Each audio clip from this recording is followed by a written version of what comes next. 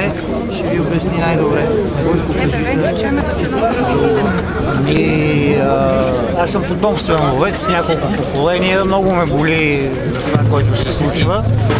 И затова сме тук, за да се опитваме да го предотвратим по възможните законови начини.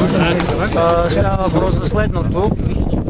До сега ловуването в полетата, предоставени на дружинките, се извършва по установения ред, като заплащането е около 60 лева. 60 лева за ловен излет.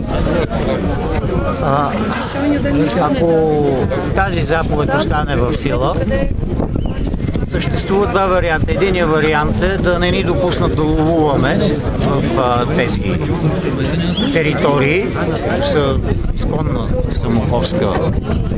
Това, което само преди малко е, че вас ви третират като германски туристи, искат да плащате туристическа такса за лов. И значи първият е да не ни позволят да ловуваме, като определят тези територии като буферни зони и така нататък.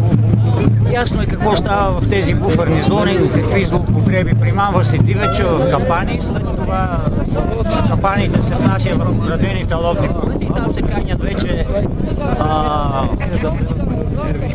как да го кажа, вълшебните стрелци, като някои, сещаме се за кой става въпрос, които на един излет убиват по 120%.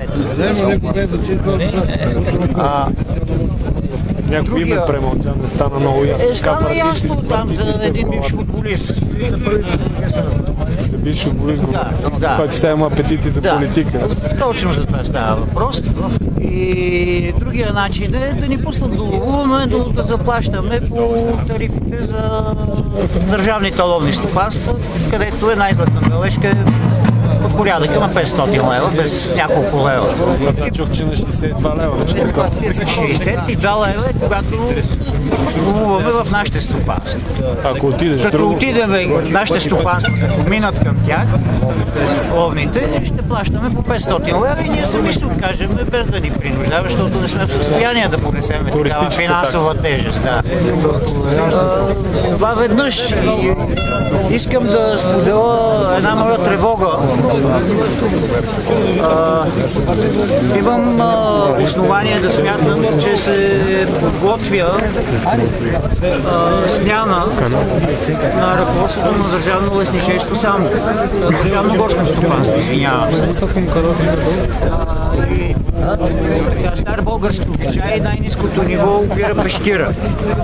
В случая не виждам с какво ръководството на Държавното горско стопанство в Самоков има някакво отношение тук към нашия протест, защото заповедта им беше сведена на тях само за изпълнение и толкова.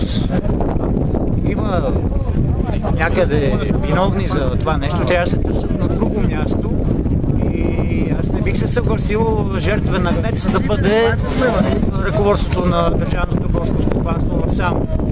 Това се случи, ние ще продължим протестите в защита и на ръководството. Браво! Ще ви нови хора. Само да се върнем на Дърводобива тук да попитаме управителя, понеже преди малко чух, че голяма част от Дърводобива отива в Гърция, около 30%. Това няма как да не ви притеснява. Притеснява ни, разбира се.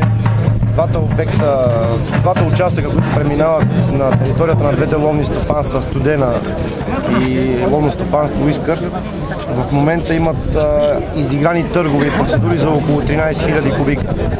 В тези два участъка предстои да се изиграват още 7000 кубика, така че по груби сметки 20 000 кубика директно ще бъдат пренасочени към другите две стопанства. Така че дали гражданите на Самоков ще снабдят с дърва и околните села, също става под въпрос.